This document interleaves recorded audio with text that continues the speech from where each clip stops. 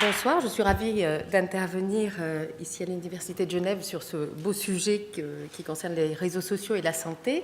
Alors je vais tout d'abord essayer de placer les réseaux sociaux dans un contexte beaucoup plus général et essayer de montrer que ce qui se passe dans le domaine de la santé se passe sur l'ensemble, de la même manière dans l'ensemble des secteurs économiques. Alors tout d'abord, en introduction, on a souvent une approche technologique de la métamorphose numérique de nos sociétés et on pense tout de suite technologie. On pense Internet, on pense Big Data, on pense objets connectés. Et ce sont tous les ouvrages de Jeremy Rifkin. On parle souvent, pour la révolution digitale, de la troisième révolution, au même titre que l'imprimerie ou que la révolution industrielle au XIXe siècle.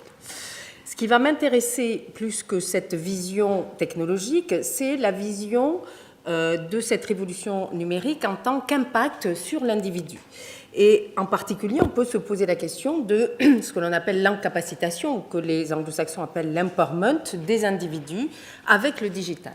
Et donc là, simplement, on va constater que ce qui se passe dans le domaine de la santé se passe sur l'ensemble des secteurs économiques. On a eu sur les 25 dernières années de métamorphose numérique, il faut quand même reconnaître qu'aujourd'hui on est à un quart de siècle déjà de cette métamorphose numérique, donc il n'y a rien de vraiment nouveau, on est déjà dans un domaine que l'on connaît. Eh bien, dans ces 25 dernières années, il y a eu 4 grandes phases de l'encapacitation des individus que l'on retrouve dans tous les secteurs. La première période, c'est les années 90, donc là, c'est le démarrage de l'Internet. Les individus ont ce que l'on appelle une capacité de demande, c'est-à-dire qu'on peut aller sur un site web et on peut changer de site, on peut aller regarder une information sur un site et ensuite changer de site. Donc c'est une faible capacité d'agir. Ensuite, naît Google, fin des années 90, naît Amazon, et donc les individus ont un accès à une information extrêmement large via Google. Et on passe à une capacité d'agir qui est cette capacité d'agir de l'économie de la contribution à la fin des années 90, début des années 2000, où se développent des blogs, des forums et des internautes qui vont mettre de l'information et fournir de l'information sur un certain nombre de supports technologiques. Milieu des années 2000 arrivent les fameux réseaux sociaux dont on va parler ce soir, Facebook, Twitter 2006, YouTube, qui accroissent cette capacité d'agir par non seulement les individus peuvent aller d'un site à l'autre, peuvent fournir de l'information, mais ils acquièrent une capacité qui est de partager massivement de la donnée et de l'information, et tout type de données, du texte, de la vidéo et de la photo. Donc on est à l'ère de ce Massive Information Sharing qui est facilité aujourd'hui par la mobilité. On fait ça à n'importe quel moment avec son téléphone ou avec une tablette. On est passé aujourd'hui à la 4e phase de cette capacité d'agir des individus, avec des individus qui aujourd'hui ont les 3 premières capacités, mais en plus peuvent s'appuyer sur la foule pour résoudre un certain nombre de problèmes, voire même devenir acteurs économiques. C'est l'ère de l'économie collaborative, alors qui touche pour l'instant assez peu la médecine, mais probablement dans les années à venir. Et puis, deuxième caractéristique de la période actuelle, un monde entouré d'objets connectés, et en particulier dans le domaine de la santé, qui fait que les individus vont mesurer un certain nombre de choses qui va faire que, en particulier dans la santé, on gagne en autonomie. Alors ça, c'est vrai de tous les secteurs économiques et c'est vrai de l'ensemble de cette révolution digitale. Donc si on regarde ce qui s'est passé, ces 4 phases, en particulier dans le domaine de la santé, eh bien on retrouve ces phases-là. Le début des années 90, se sont créés tout un tas de sites dans le domaine de la santé avec de l'information qu'on peut aller consulter. Donc il y a des pure players qui se sont créés, et puis il y a des médias traditionnels qui se sont développés sur le net en créant des rubriques santé. Deuxième phase, l'économie de la contribution, donc début des années 2000, se créent à cette époque-là des communautés de patients. On sait bien que ces communautés de patients, on a ici un certain nombre d'exemples, Doctissimo qui est en fait plutôt un forum qu'une vraie communauté au sens des autres communautés qu'on voit là, comme BePassion, Passions Like Me ou Carinity en France, qui regroupe des individus qui ont les mêmes pathologies et qui échangent de l'information et qui trouvent dans ces échanges d'informations un accompagnement, je dirais, dans leur maladie et dans les traitements qu'ils suivent.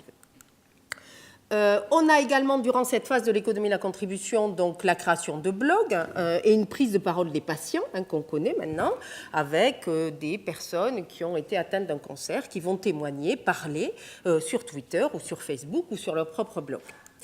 Enfin, la phase 3 des réseaux sociaux dont on va plus parler tout à l'heure, donc évidemment des pages Facebook qui se créent, des patients aussi atteints de pathologies qui vont parler sur Twitter. Et donc cette idée que cette information santé, on va la partager encore une fois massivement, puisque les réseaux sociaux ont une audience sur Twitter, un nombre de followers, sur Facebook, un certain nombre d'amis, mais s'il y a transmission virale de cette information, eh bien, on touche beaucoup plus d'individus. Et enfin, la phase 4, elle est intéressante, la phase 4 actuelle, où on s'appuie sur la foule, juste sur cet exemple que vous connaissez probablement, ce patient, Salvatore Iaconesi, qui a une tumeur au cerveau, auquel on a prédit quelques mois simplement de vie, et donc il n'a pas accepté je dirais, ce destin, et il a hacké ces radios, et il a créé un projet qui est devenu un projet maintenant mondial, qui s'appelle l'Acura. Il a fait appel à la foule pour essayer de prendre en main, je dirais, sa maladie, et d'essayer de voir partout dans le monde qui pouvait l'aider à s'en sortir. Donc ça, c'est un très beau projet d'un patient qui a une capacité d'agir qui s'appuie sur la foule. Alors aujourd'hui, on voit des choses émerger derrière tout ça. On voit des universités de patients, ça c'est à l'UPMC à Paris, des patients qui ont une telle capacité d'agir qu'on leur remet des diplômes. Alors ils ont des diplômes d'accompagnement, notamment des personnes atteintes de cancer. Et donc on voit apparaître ce type de phénomène aujourd'hui grâce à ces technologies. Et donc cette université des patients, c'est aussi un réseau qui se crée. Alors, ces réseaux sociaux, on les a étudiés dans le cadre de chaires. Donc, j'avais créé une première chaire entre 2011 et 2014 à l'Institut Mintelecom, qui regroupe un certain nombre d'écoles d'ingénieurs et d'écoles de management à Paris, où on s'est intéressé surtout au comportement des individus dans ces réseaux. Et cette chaire, je l'ai étendue cette année à des nouveaux réseaux où il y a à la fois des humains et des objets connectés, puisque tout objet devient connectable, et donc on est passé d'une ère de réseaux sociaux purs, c'est-à-dire des relations humain-humain, à aujourd'hui des réseaux dans lesquels on a à la fois des échanges entre humains, mais des échanges aussi entre des humains et des machines, et puis des échanges aussi entre machines. Et donc ça, c'est un ouvrage à droite dont la 3e édition sort le 18 novembre, très bientôt, dans laquelle on a effectivement mis en avant un certain nombre de nos recherches. Alors pourquoi on s'intéresse aux réseaux sociaux? Ça, c'est très banal. C'est évidemment parce qu'il y a un nombre d'utilisateurs extrêmement important. Là, vous avez des chiffres de janvier 2016, donc 7 milliards de population dans le monde et 3,4 milliards d'utilisateurs, dont les 2/3 sont évidemment sur les réseaux sociaux. Donc on s'intéresse à cette question en raison principalement de l'audience, et c'est ça ce qui va nous intéresser aujourd'hui. Alors en santé, évidemment, il y a cette idée que l'utilisation de réseaux, elle permet de diffuser tout un tas d'informations sous différentes formes, du texte, de l'image, de la vidéo, de nature privée ou publique, ou personnelle ou professionnelle. Et ensuite, il y a cette idée aussi, on en parlera avec Twitter, que ces informations, elles sont en temps réel, elles sont disponibles 24 heures sur 24, et puis elles sont accessibles, évidemment, devant tout appareil. Alors, on parle beaucoup de Facebook, de Twitter, de ce qu'on appelle les réseaux publics en santé, mais je vais essayer de vous montrer qu'évidemment, il y a aussi d'autres réseaux intéressants dans ce domaine. Alors, en termes de relations patient-médecin, on peut s'intéresser au nouveau paradigme que posent ces réseaux sociaux, et ça, c'est évidemment toutes les théories qu'on a développées dans la chaire. On a regardé un certain nombre, je dirais, de changements. En particulier, c'est le changement le plus connu, ce sont les techniques de communication avec ces réseaux sociaux qui changent, mais c'est aussi la gestion de la relation généralement client dans les secteurs économiques, patient dans le domaine de la santé, qu'on verra tout à l'heure. Alors, en termes de communication, pourquoi les réseaux sociaux dans le domaine de la santé sont intéressants? Eh bien, là aussi, comme dans tous les secteurs économiques, on a ce changement de manière de communiquer. Et je pense que nous aurons tout à l'heure des exemples très parlants par rapport à ça. C'est-à-dire, historiquement, comment on communique? Eh bien, on a toujours communiqué par ce que l'on appelle du paid media. Le paid media, c'est on achète de l'espace dans les médias, télé, radio, presse, etc. Et donc, dans ce cadre-là, on a toujours maîtrisé le message, acheté de l'espace et donc même mesurer l'audience dans ces techniques. Donc, on voit bien que ces techniques, elles sont banalisées, elles sont apprises dans toutes les universités et ce sont des types de communication qui sont généralement efficaces si on sait bien les faire. Ensuite, avec l'Internet, c'est développé une autre technique de communication au travers de sites web propriétaires ou de blogs propriétaires. C'est-à-dire là, on maîtrise toujours le message et on crée du contenu sur des sites ou sur des blogs. Et enfin, les réseaux sociaux, qui sont apparus au milieu des années 2000, ont modifié ces techniques de communication en simplement changeant, je dirais, la maîtrise du message, puisque là, effectivement, on a un message à communiquer, on va le mettre sur des plateformes, quelles qu'elles soient, Facebook, Twitter, YouTube, là où il y a des effets de réseau, je parlerai d'effets de réseau tout à l'heure importants. Et puis ensuite, quelque part, ça fonctionne tout seul. On a un mécanisme de viralisation, c'est-à-dire les individus vont diffuser cette information ou pas. Donc en santé, c'est quand même très intéressant dans le cadre évidemment de messages de prévention. Mais ce qui nous intéresse, c'est est-ce que ces réseaux ont vraiment de l'impact ?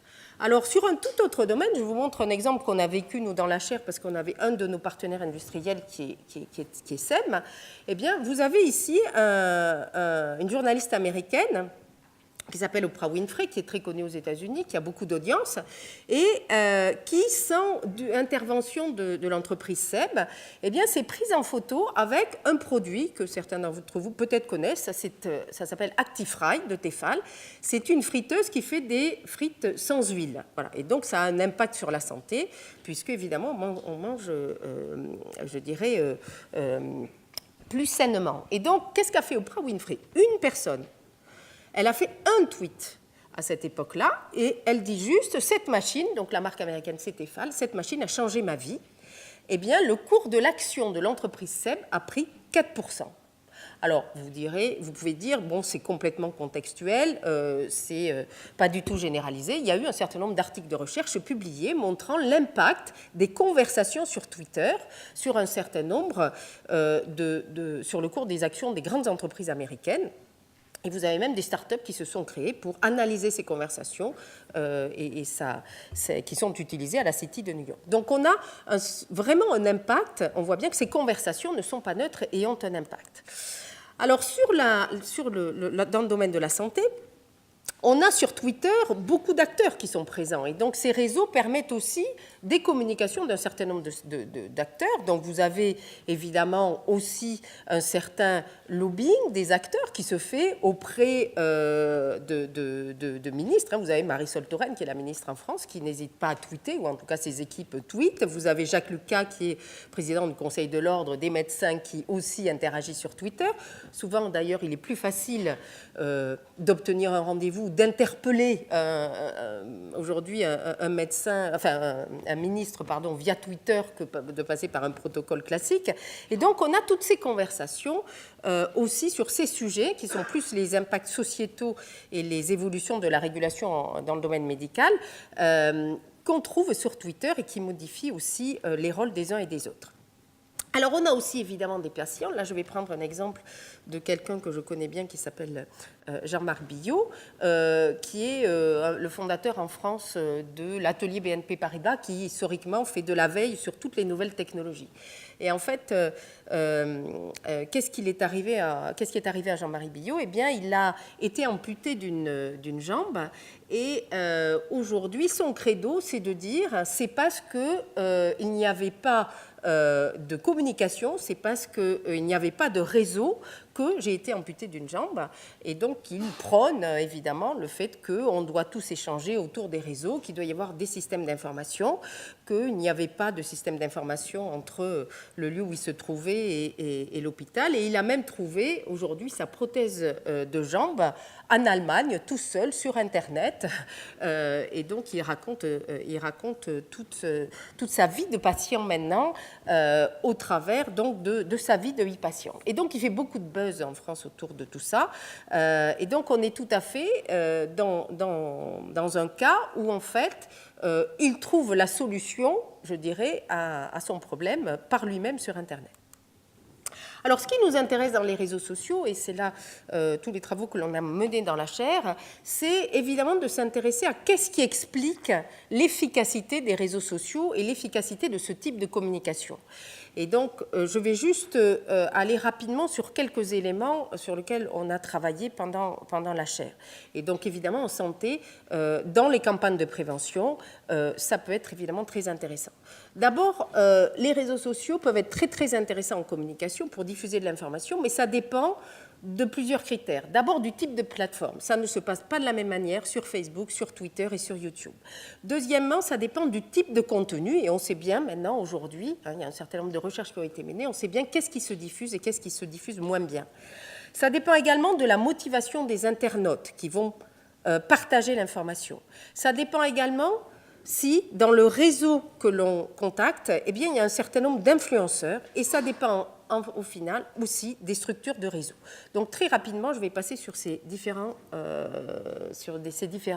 facteurs explicatifs. Premièrement, il ne faut pas oublier qu'un réseau social, c'est derrière un algorithme qui filtre l'information. Le métier de Facebook et le métier de Twitter, c'est de filtrer l'information qui est présentée aux individus. Et donc ça passe par d'un algorithme. Chez Facebook, cet algorithme s'appelle le EdgeRank.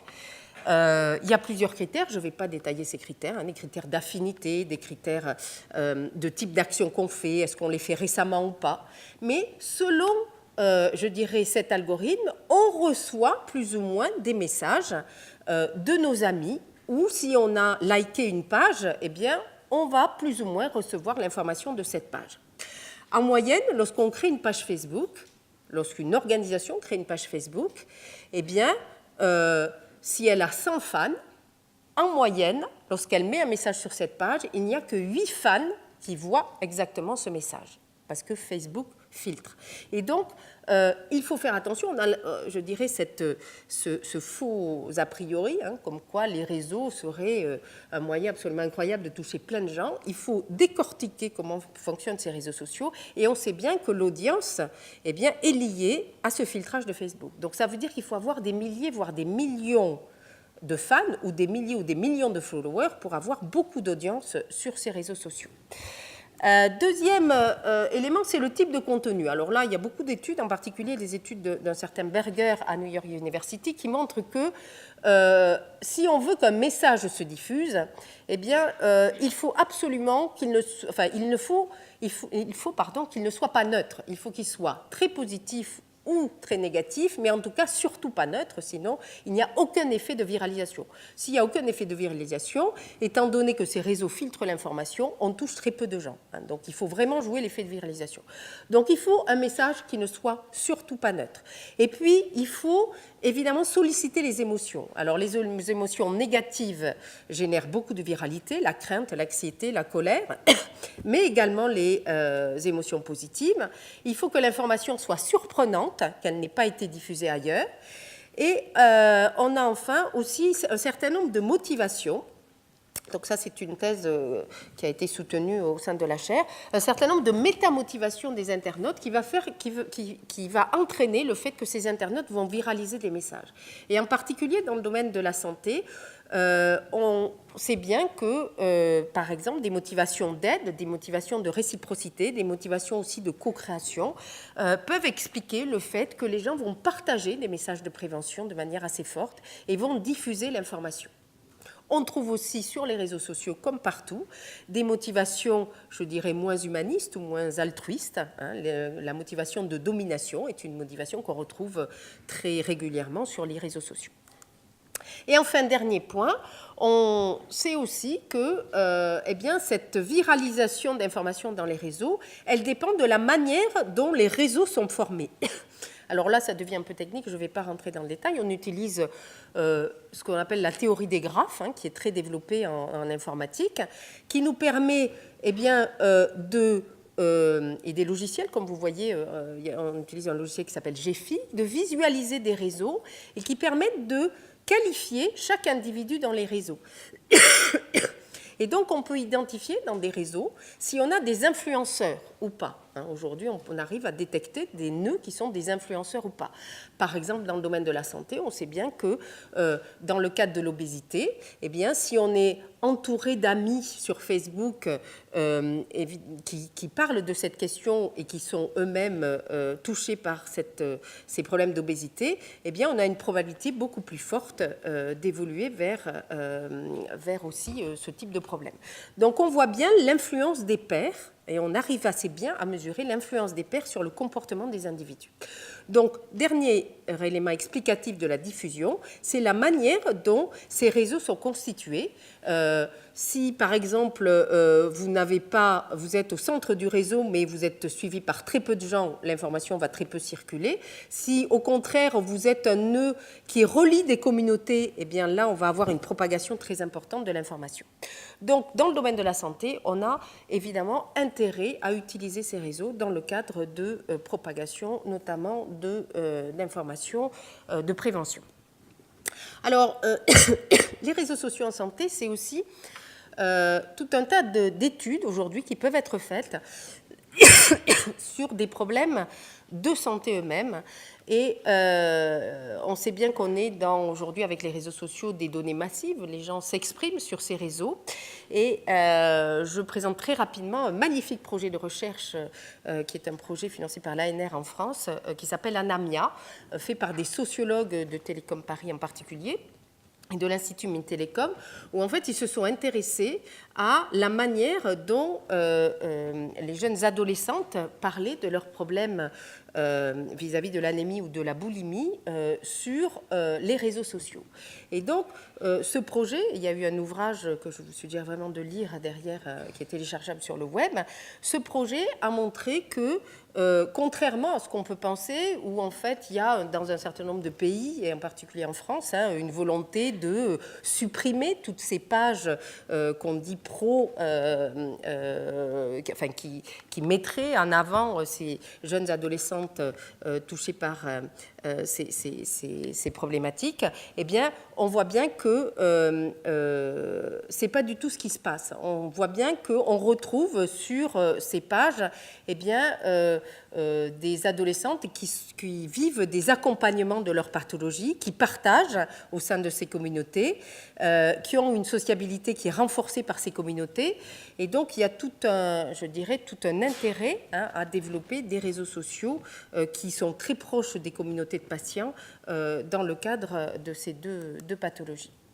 Alors, des réseaux sociaux également qui modifient en termes de paradigme ce que dans les secteurs économiques traditionnels on appelle la gestion de relations clients, mais ce qu'on trouve dans le domaine de la santé, la gestion de la relation patient.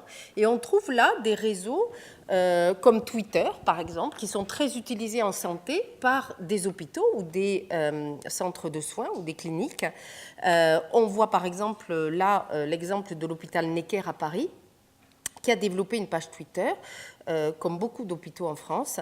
Et on est là dans la même situation en santé que ce que fait dans des domaines tout à fait différents des compagnies aériennes ou des sociétés dans le transport qui développent, là vous avez l'exemple d'Air France, aussi des fils Twitter, des pages Twitter dédiées à la relation client. Alors qu'est-ce que ça apporte de nouveau? Ça apporte de nouveau la gestion en temps réel, le fait qu'on est en relation 24/24, et derrière ces pages, il y a ces nouveaux métiers de community management, c'est-à-dire des community managers qui gèrent cette relation, je dirais, entre l'organisme et les clients pour Air France ou les patients pour les hôpitaux.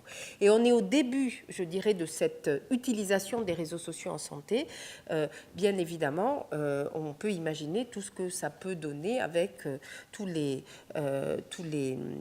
je dirais, toutes les organisations de type clinique, EHPAD, etc. Donc on a aussi cette relation facilitée entre, je dirais, les lieux de santé et les patients par ces fils Twitter. Alors là, on a parlé essentiellement des réseaux sociaux que j'appelle publics, Facebook, Twitter. Pourquoi on parle beaucoup de ces réseaux sociaux? Eh bien, on parle de ces réseaux sociaux en raison de leur audience. C'est ce que je disais au départ. On sait bien que les réseaux, eh bien, se définissent par la notion d'effet de réseau. Les effets de réseau, c'est bien connu en économie. Ça veut dire quoi? Ça veut dire que l'utilité d'un réseau, elle est liée au nombre de participants dans ce réseau. Et donc, plus on a de participants et plus le réseau est utile. On va sur Facebook parce que tout le monde est sur Facebook. On va sur Twitter parce que beaucoup de gens sont sur Twitter. Donc, aujourd'hui, ces réseaux captent l'audience. Mais ce que montrent aussi les effets de réseau, c'est qu'il suffit qu'il y ait une nouvelle technologie qui se crée, qui se développe, et que cette technologie prenne, je dirais, arrive à convaincre un certain nombre d'individus, eh bien, on sait bien qu'à chaque évolution technologique, on a des transferts de réseau, et donc on peut se poser la question aujourd'hui je dirais, de la vie future de Facebook ou de Twitter, par exemple, dans le domaine de la santé, si un certain nombre d'autres réseaux, et j'en ai cité un certain nombre dans ce slide, se développent. Donc là, on est dans une phase en santé où tout se passe pour l'instant, Facebook, Twitter, YouTube et tous les sites de réseaux sociaux de vidéos, mais on voit apparaître des réseaux sociaux dédiés au domaine médical. Donc là, vous avez un réseau collaboratif de cardiologues. Vous avez Doximity, qui est un réseau aujourd'hui américain, qui a levé pas mal de fonds aux États-Unis, qui réunit 500 000 médecins aux États-Unis. Vous avez en France Community, qui est un réseut de professionnels de santé, qui réunit aujourd'hui 69 000 professionnels de santé. Vous voyez que quand je cite ces chiffres, à la fois ils sont importants, à la fois ils sont très faibles relativement à Facebook, Twitter, etc. Donc il faut qu'ils continuent à monter encore en nombre de membres pour acquérir ces effets de réseau dont je parlais tout à l'heure. Et Doctor, qui sont des réseaux sociaux de jeunes médecins. Et puis, vous avez cet exemple d'un réseau social de patients hospitalisés, qui intéresse évidemment les patients, mais qui intéresse aussi beaucoup les professionnels de santé. Donc, on est dans cette phase aujourd'hui actuelle où cet engouement sur les réseaux sociaux publics a entraîné, là aussi dans tous les secteurs, et donc le secteur de la santé, la création de réseaux sociaux dédiés, que ce soit des réseaux sociaux de professionnels de santé, des réseaux sociaux de patients ou des réseaux sociaux entre les deux. Et donc, ces réseaux ne vont faire que se multiplier. L'une des caractéristiques des réseaux et des effets de réseaux, c'est qu'il n'y a pas place pour beaucoup de réseaux, dans le sens où on va toujours sur le réseau qui nous apporte le plus d'utilité. Et donc, probablement que parmi tous ces réseaux de professionnels de santé, il y en aura un ou deux qui resteront à terme. Alors, je termine mon exposé en vous parlant d'un rapport sur lequel j'ai travaillé au Conseil national du numérique, dont c'est un groupe de 30 experts. On est sollicité par donc indépendant, apolitique, on est sollicité par le gouvernement français sur un certain nombre de grandes questions, et donc on a remis un rapport qui s'appelle « La santé bien commune de la société numérique », un rapport sur la e-santé à la ministre de la Santé, Marisol Touraine, en octobre 2015. Alors, pourquoi on avait intitulé ce rapport « La santé bien commune de la société numérique » Parce qu'on avait posé dans ce rapport le fait que il y a 3 critères qui font de notre système de santé un bien commun. La notion de bien commun est très développée dans le monde de l'Internet. Premièrement, l'accès au meilleur état de santé possible et la protection de la santé sont des droits fondamentaux pour tout être humain. Deuxièmement, chacun est solidaire du maintien de la qualité de notre environnement de vie et de la pérennité de notre système de santé. Et puis, troisième élément, sa gestion et sa mise en œuvre reposent sur la coopération et responsabilité de l'ensemble des acteurs. Alors, pourquoi je vous parle de ce rapport dans le cadre de mon intervention sur réseaux sociaux et santé? Parce que dans ce rapport, on a émis 15 recommandations, dont l'axe 3, dont je vais surtout parler, qui est le fait que la santé, aujourd'hui, est une santé en réseau. Alors, qu'est-ce que ça veut dire derrière? Ça veut dire que on est dans, aujourd'hui, des réseaux qui se créent entre soignants et soignés. C'est-à-dire que ces réseaux sociaux dont on a parlé, Facebook, Twitter, puis ces réseaux d'un côté des professionnels de santé, de l'autre de patients, avec l'histoire des communautés de patients c'est très importante aujourd'hui, avec un impact important dans le domaine de la santé, eh bien, se transforment ou vont se transformer dans le futur en des réseaux qui vont réunir à la fois les patients, à la fois les médecins, à la fois d'autres professionnels de santé, voire des aidants. Et donc, le rôle du médecin dans ces nouveaux réseaux va changer. Et donc, l'idée, c'est d'avoir une coopération, une solidarité renforcée pour un meilleur parcours de soins du patient grâce à ces réseaux qui vont réunir tous ces acteurs.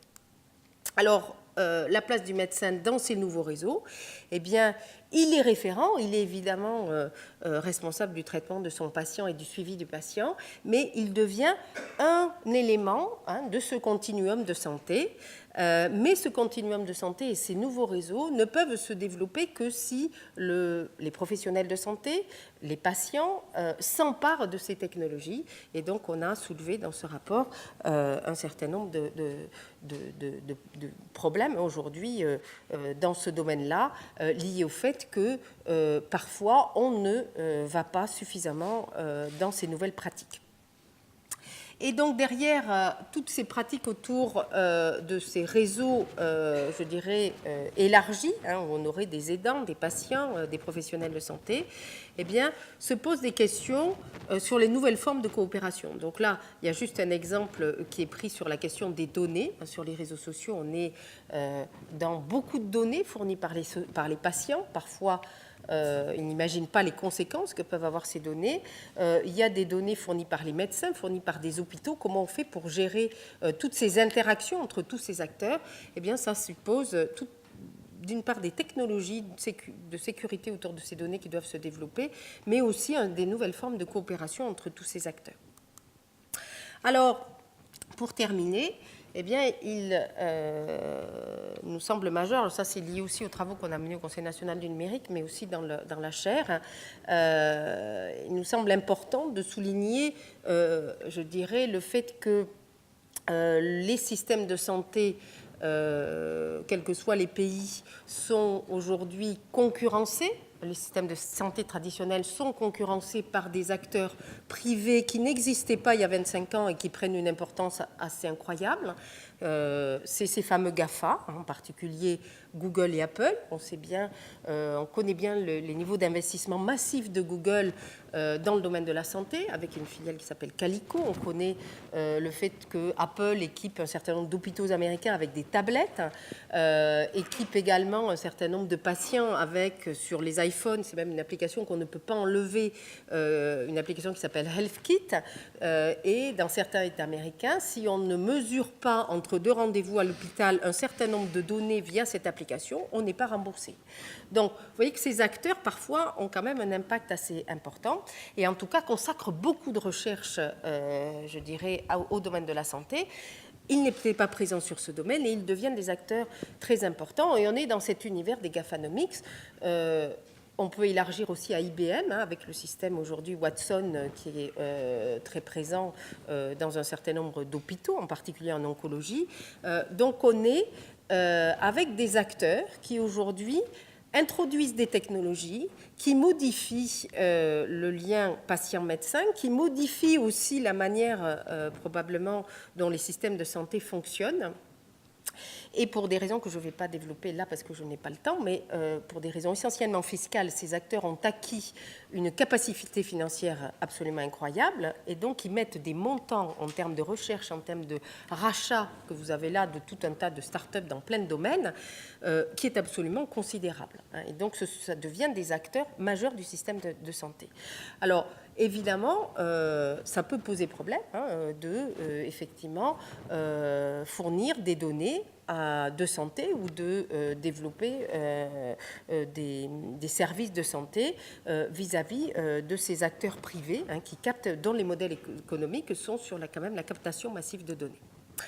Alors pour terminer, donc, je n'ai pas le temps de développer cette partie, mais je travaille beaucoup sur ces aspects-là aujourd'hui. Cette question de nouveaux acteurs, d'ubérisation des systèmes de santé, elle pose des problèmes éthiques majeurs aujourd'hui.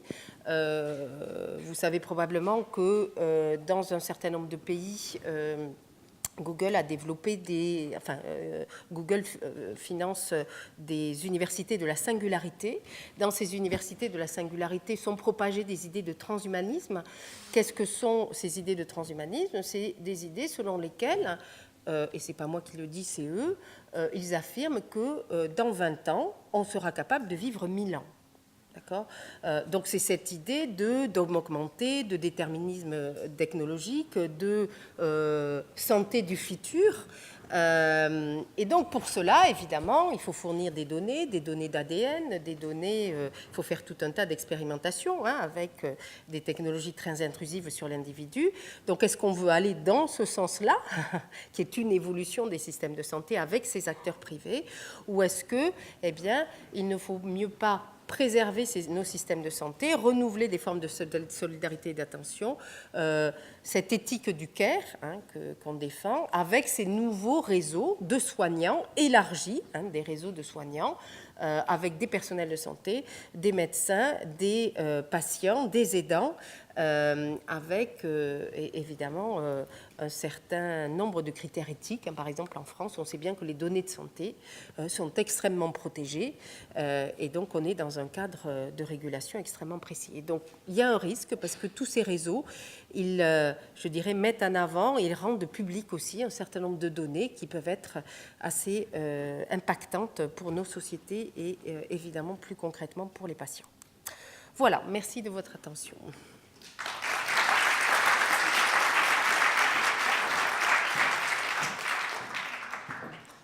Alors, merci et bravo. Je peux utiliser le cravate, ça va? Voilà, vous avez entendu la conférence d'une réelle experte, une professionnelle de la santé numérique. Et puis maintenant, vous allez avoir le talk d'un amateur de la santé numérique. Pierre-Yves vous a parlé de mon rôle. Mon rôle est de prévenir les infections dans les hôpitaux. Bienvenue à l'hôpital. Ces infections représentent plus d'un demi-million d'infections chaque jour dans le monde et environ 16 millions de décès chaque année dans le monde. Et puis la prévention de ces infections passe par toute une série d'éléments dont les bonnes pratiques d'hygiène des mains. Et c'est pour cette raison que nous nous sommes intéressés à ces pratiques il y a de nombreuses années à Genève, que nous avons effectivement introduit la friction hydroalcoolique qui a petit à petit remplacé l'eau et le savon pour améliorer les pratiques d'hygiène des mains dans les hôpitaux. Cette stratégie a été repérée par l'Organisation mondiale de la santé et en 2005, on m'a demandé d'imaginer, d'universaliser la stratégie. Et aujourd'hui, nous sommes dans plus de 180 pays des 194 des Nations Unies. Et cette stratégie couvre environ 95% de la population mondiale. Et on estime que cette campagne sauve entre 3, 5, voire plus, peut-être même 8 millions de vies par année. Les statistiques, c'est toujours difficile à faire à cette échelle-là et ça n'est pas le propos aujourd'hui. Pour cette campagne, évidemment, il faut pouvoir mobiliser très largement avec toute une série d'outils et je vais y revenir tout à l'heure. Un des outils, c'est par exemple cet outil-là. Alors, évidemment, vous aurez passablement de diapositives en anglais. Ce sont mes 5 moments pour l'hygiène des mains que doivent connaître les médecins, les infirmières, tous les soignants. Et ils doivent finalement pratiquer l'hygiène des mains à ces moments-là. Alors là, vous avez évidemment un poster qu'on a produit au niveau de l'Organisation mondiale de la santé. C'est traditionnel comme promotion. Évidemment, ce poster, il a été traduit, vous l'imaginez bien, dans toute une série de langages. Alors, vous reconnaissez le poster, mais il a été aussi adapté. Et c'est important, vous allez le voir. Et tout d'un coup, eh bien, Playmobil faisait de la promotion de l'hygiène des mains en Argentine, Olaf en Allemagne, et puis Hello Kitty au Japon. D'accord? Alors, on s'imagine mal Hello Kitty promouvoir l'hygiène des mains à Genève. J'en conviens. Et c'est important. Pourquoi? Parce que c'est une stratégie de changement de comportement. Et j'aime bien utiliser, ça se traduit assez mal en français quand même, c'est adapt to adopt. En d'autres termes, si vous voulez que quelqu'un adopte une nouvelle stratégie de changement de comportement, ben, il convient de lui laisser l'adopter. Et l'adopter, ça veut dire l'adapter à ses ressources, l'adapter à sa culture, l'adapter à ses instruments, etc., etc. Je peux vous donner toute une série d'exemples. En voici un.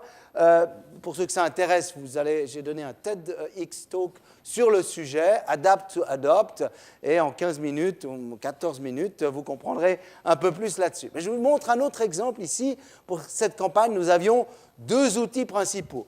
L'outil de gauche, vos 5 moments pour l'hygiène des mains. Là, on s'adresse aux soignants, hein, ce sont les vôtres. Voilà, ce sont aussi les miennes, puisque accessoirement je suis soignant, mais peu importe, vos 5 moments pour l'hygiène des mains. Et puis, comment vous frictionnez les mains. Alors, ça paraît un peu technique, mais il nous a fallu finalement faire une petite tradition, on y reviendra un petit peu, sur comment s'assurer que nos mains sont propres et qu'elles sont bien recouvertes par la friction hydroalcoolique. Alors, vous voyez ce poster How to Hand Rub, et là, vous vous déplacez, vous êtes dans un endroit extrêmement retiré en Éthiopie. Avouez que vous êtes dans un endroit retiré, et vous allez visiter une clinique locale et vous retrouvez ce poster. Vous voyez, ce poster a été photocopié, il a été colorié, probablement avec des crayons de couleur, il a été traduit dans le dialecte local et puis vous le reconnaissez parfaitement. Donc ça vous parle un tout petit peu sur la divulgation, finalement la promotion, la diffusion de cette campagne, toujours en utilisant des médias relativement traditionnels. Alors, bien sûr, après, certains ont dit, voilà, Didier, on a trouvé une vidéo qui relate une part de l'apogée, entre guillemets, si on peut parler comme ça, de ta carrière, et on m'a donné cette vidéo. Alors, je vais vous la montrer. What's the one piece of advice that your predecessor gave you that worked, that was really useful? Probably 2 useful pieces of advice. The first piece of advice was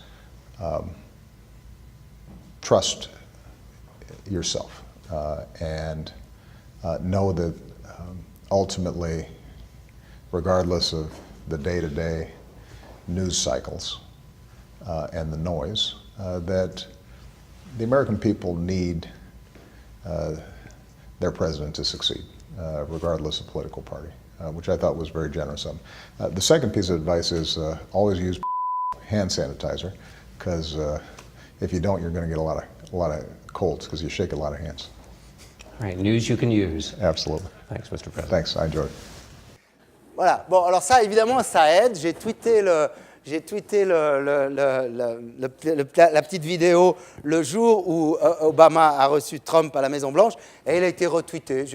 Voilà, c'est une petite anecdote, mais peu importe, c'est important, ça passe dans le traditionnel. Maintenant, évidemment, pour avoir une campagne comme ça que vous maintenez dans le monde entier, les premières années à l'OMS, on avait passablement d'argent. En 2005, 2006, 2007, on avait un budget conséquent pour la campagne, mais on avait un budget de communication qui variait entre 1,5 million et 2 millions de dollars. Et à l'époque, le dollar était raisonnablement du bon dollar. Et donc, voilà, avec ça, on mobilisait entre 1 million et 1,5 million de personnes. On va y revenir tout à l'heure, parce qu'aujourd'hui, on utilise les réseaux sociaux et on mobilise beaucoup, beaucoup plus, avec beaucoup moins d'argent. Alors, moi, je vous ai dit que j'étais un touriste dans le domaine de la e-santé, c'est-à-dire que je ne suis pas du tout un professionnel, et la e-santé, comme on l'appelle, c'est toute une série de choses. Je n'ai pas de cabinet, donc je n'ai pas de patients qui viennent en disant « Docteur, j'ai vu sur Wikipédia que… » etc. Donc, je ne peux pas vous en parler, j'entends évidemment mes collègues en parler, je n'utilise pas de robots, par contre, j'ai vu des expériences, etc. Et personnellement, je ne suis pas un spécialiste de la e-santé.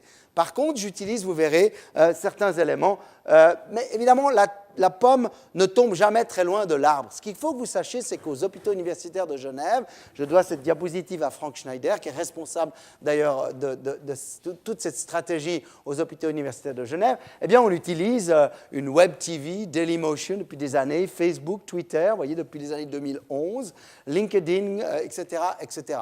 Je vous dis, la pomme ne tombe pas toujours loin de l'arbre, parce qu'en fait, quand vous regardez les hôpitaux du monde qui utilisent ces stratégies, et vous regardez le classement de ces hôpitaux, le numéro 1, vous le connaissez, c'est la Mayo Clinic, le numéro 2, c'est la Cleveland Clinic, ce sont 2 hôpitaux très, très, très connus aux États-Unis et dans le monde, et le numéro 3, c'est les Hugues. Et pourtant, le marché de communication des deux premiers, eh bien, évidemment, c'est en anglais, alors que le marché de communication des UG, c'est en français. Évidemment, vous avez beaucoup moins de monde qui utilise Twitter, Facebook et les autres médias en français qu'en anglais. Donc, ici, vous avez quelques impressions Facebook, Twitter, pour vous montrer la mobilisation et le changement et la dynamique de cette mobilisation aux UG. Merci encore à Frank Schneider pour ces diapositives. Et puis ici, vous voyez un petit peu le nombre d'abonnés, le nombre de suiveurs, etc., sur toute une série de ces réseaux sociaux. Donc, à Genève, les gens suivent volontiers les réseaux sociaux et l'utilisation des médias sociaux qui sont promus par notre hôpital. Il y a de l'éducation qui est faite à l'hôpital pour entraîner les médecins, les infirmières, les soignants, les personnes qui sont à l'hôpital à finalement fonctionner avec ces réseaux parce que, on le verra, ça peut être extrêmement important. Alors, vous voyez, par exemple, là, il y a une chaîne YouTube, on a même une chaîne YouTube pour notre propre service de manière à informer et à divulguer de l'information. Il y a évidemment un compte Facebook, etc., etc., etc. Et puis, évidemment, des gens qui sont sur Twitter et qui tweetent. Et on va revenir à cet élément-là. Alors, la question qu'on s'est posée et qu'on m'a posée à l'Organisation mondiale de la santé, on m'a dit maintenant il faut utiliser les réseaux sociaux pour plusieurs raisons. D'abord, je vous ai dit qu'on avait entre 1,5 million et 2 millions de francs suisses par année pour faire des campagnes. On engageait Saatchi & Saatchi, on avait des gens qui venaient formidables, des spécialistes de la communication, et on mobilisait entre 1,5 million et 2 millions de personnes. Et puis petit à petit, on a eu beaucoup moins d'argent, voire plus du tout d'argent, mais on m'a dit mais maintenant il faut mobiliser différemment, il faut utiliser les réseaux sociaux. Je lui ai dit oui, pourquoi pas. Et on m'a dit, alors je lui ai dit, bah, très bien, on a une campagne qui s'appelle Clean Care is Safer Care. Faites un compte Twitter, Clean Care is Safer Care. On m'a dit, vous n'avez pas compris. Le compte Twitter doit s'appeler Didier Pittet. J'ai dit non. Ça. Donc moi j'étais très contre au début, d'accord ? Non, laissez-moi tranquille. Et en fait, petit à petit, j'ai commencé à comprendre. Et la question que je me suis posée, c'est « Should we use the social media » Est-ce qu'on doit utiliser les réseaux sociaux ? Ça pose une vraie question. Devons-nous les utiliser dans mon domaine qui s'appelle techniquement le contrôle de l'infection, la prévention de l'infection ? Alors en 2015, voilà ce qu'on a fait. On a fait une campagne parce que chaque année, on est responsable de la Journée mondiale de l'hygiène des mains pour laquelle on avait ce million et demi de francs à disposition pour mobiliser le monde entier, les hôpitaux du monde entier, à la bonne pratique de l'hygiène des mains. Et puis tout d'un coup, on a de moins en moins d'argent. Alors qu'est-ce qu'on fait ? On utilise les réseaux sociaux. Alors vous me direz, ce n'est pas parce qu'on a moins d'argent, c'est parce qu'évidemment, il y avait de l'évolution. Et voilà, en 2015, pour la Journée mondiale de l'hygiène des mains, que vous soyez médecin, que vous soyez soignant, ici c'est un infirmier, que vous soyez aide, que vous soyez soignante infirmière, que vous soyez patiente, que vous soyez mère, qui veniez à l'hôpital avec votre enfant, on vous demande de promouvoir l'action Safe Hands sur une journée, le 5 mai, et c'était le 5 mai 2015, dans votre propre langage, voilà l'outil qu'on vous forme. Quelle a été l'atteinte ? Combien de personnes on a atteint avec cette campagne ? Alors d'abord, je vous montre des photos. On a un site où les gens peuvent faire la photo, envoyer la photo, etc. On mobilise, comme vous le voyez, très largement, très largement, des pays, des cultures complètement différentes, des patients qui disent « je mérite des soins propres, je mérite des mains qui sont propres », leurs familles qui viennent au lit du patient pour aider les soignants à rappeler ces stratégies et voire même lors de soins à domicile. Ici, vous voyez Marie qui demande des safe hands pour ses grands-parents qui ne sont pas à l'hôpital mais qui ont quelques soins à domicile. Alors, combien est-ce qu'on a mobilisé avec ça ? Eh bien voilà, le Global Reach de 2015 a été, sur une période très restreinte, de pratiquement 55 millions, avec ce qu'on vous a expliqué tout à l'heure, les personnes principales qu'on appelle les influenceurs qui permettent au message de passer, qui sont listés ici, les 10 principaux tweets, retweetés, les tweets par impression, etc. Alors évidemment, là, on est aidé parce que l'Organisation mondiale de la santé qui ne nous donne pas d'argent, par contre, nous donne son soutien et nous donne ses followers, ses suiveurs et nous donne finalement son impact et ça vous explique évidemment ce reach. Vous voyez, ici, on est seulement sur des statistiques Twitter. Pourquoi ? Parce qu'elles sont gratuites. Facebook, il faut payer. Et donc, voilà, on a décidé de prendre Twitter comme indice de suivi. Alors, vous voyez les tweets et vous voyez qu'ils culminent le 5 mai, le jour de la journée mondiale de l'hygiène des mains. En 2016, on a recommencé, mais cette fois-ci, j'avais une petite crainte parce que je me suis dit, on va aller dans une niche. C'est plus safe hands, tout le monde peut le dire, c'est safe surgical hands. Alors ça va peut-être concerner que les chirurgiens, que les gens qui travaillent au bloc opératoire. Donc voilà, on l'a dit, suivez-nous sur le chemin de la prévention de l'infection et on lance une campagne. Et comme d'habitude, on fait une vidéo chaque année pour promouvoir et on dit safe surgical hands avec des collègues chirurgiens, des amis à travers le monde. Et puis on voit ce que ça donne. Et bien voilà les photos. On a reçu plus de 15 000 photos en quelques jours de plus de 100 pays dans le monde.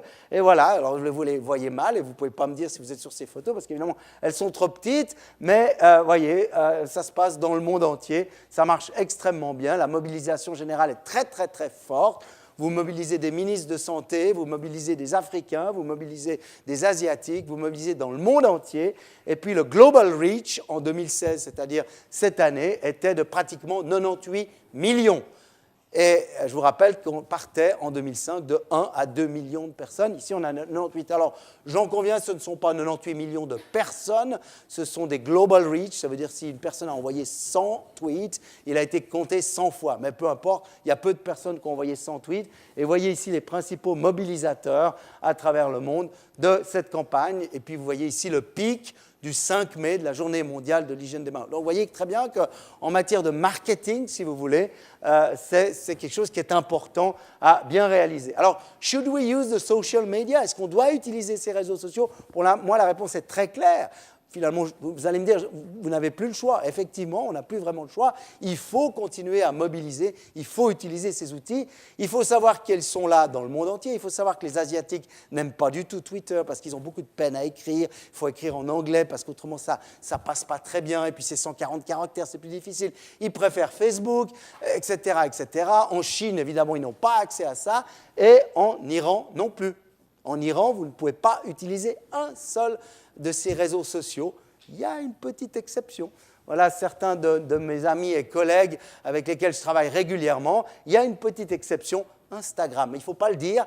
Eh bien, quand vous faites un petit truc, quand vous êtes sur place sur Instagram, et évidemment, on a toute une série de followers sur Instagram. Personne ne le sait, mais les Iraniens, on les touche par Instagram. Adapt to adopt. D'accord? Il faut savoir s'adapter, il faut savoir s'adapter aux ressources, à la culture, à d'autres aspects, comme vous le comprenez bien, et c'est important de bien comprendre ça. Il faut aussi arriver à s'adapter, comme on s'adapte à la vie de tous les jours, on s'adapte aussi aux réseaux sociaux, et puis laisser aussi les gens être créatifs. Alors tout à l'heure, vous avez parlé de co-creation, co-creativity, et c'est intéressant parce que c'est quelque chose qu'on a beaucoup utilisé. Je n'ai pas le temps de rentrer dans les détails de tout cela, mais je vais vous montrer cet exemple-là en matière de laisser les gens être créatifs. On a créé notamment l'an dernier, il y a 2 ans, le relais de l'hygiène des mains où les gens se frictionnent en chaîne et ils ont battu des Guinness World Records. Et aujourd'hui, on est dans le Guinness Book des records dans différents endroits dans le monde avec des soignants qui se frictionnent les mains en se passant des flacons d'alcool. On a fait des réseaux de tour du monde avec des torches d'alcool, enfin, etc. J'en passe et des meilleurs. Alors ici, je vous montre une autre action, qui est une action en 2009, Journée mondiale de l'hygiène des mains. Nous avions déjà à Genève des années et des années de campagnes de promotion, j'allais dire dans les dents, si vous me permettez l'expression. Et puis, vous savez que quand vous faites de la mobilisation générale, il arrive des moments où vous rentrez dans une phase qui s'appelle la fatigue de campagne, en anglais campaign fatigue. Et c'est très important parce que les gens, ils commencent à en avoir marre, vous leur répétez toujours le même message. Donc, on s'est dit, comment est-ce qu'on va pouvoir mobiliser? On était en 2009 et on a discuté avec les infirmières de mon équipe et on s'est dit, mais pourquoi est-ce qu'on ne ferait pas une danse de l'hygiène des mains? Alors, c'est une bonne idée, et on avait commencé bien à l'avance à y penser, et puis on a essayé de commencer à imaginer une danse de l'hygiène des mains. Pour vous la faire courte, comme c'était beaucoup plus simple d'apprendre à des danseurs professionnels de se frictionner les mains, plutôt que d'apprendre à mes infirmières à danser, parce qu'elles savent se frictionner les mains.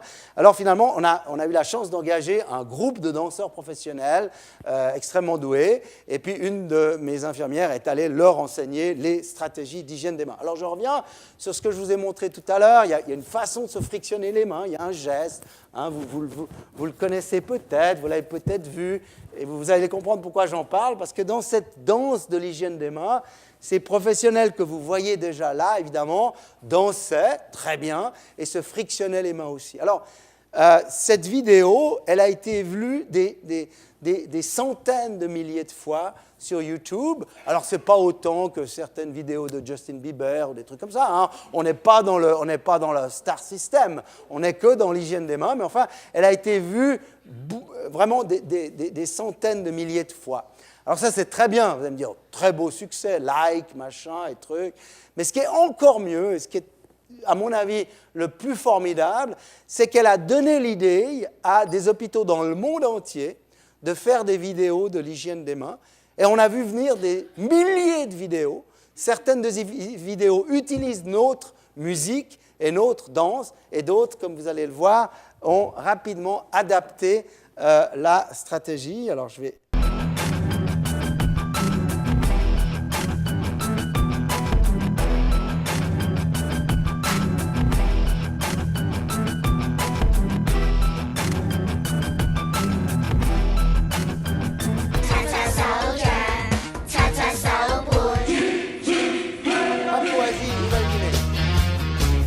Canada.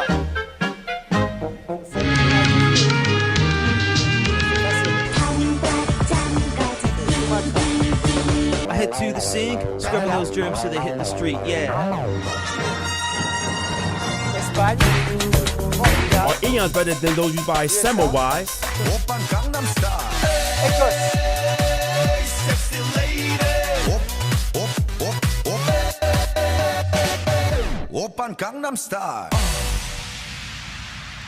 Voilà, c'était un exemple d'un spread virtuel de la vidéo qui a été refaite des milliers et des milliers de fois.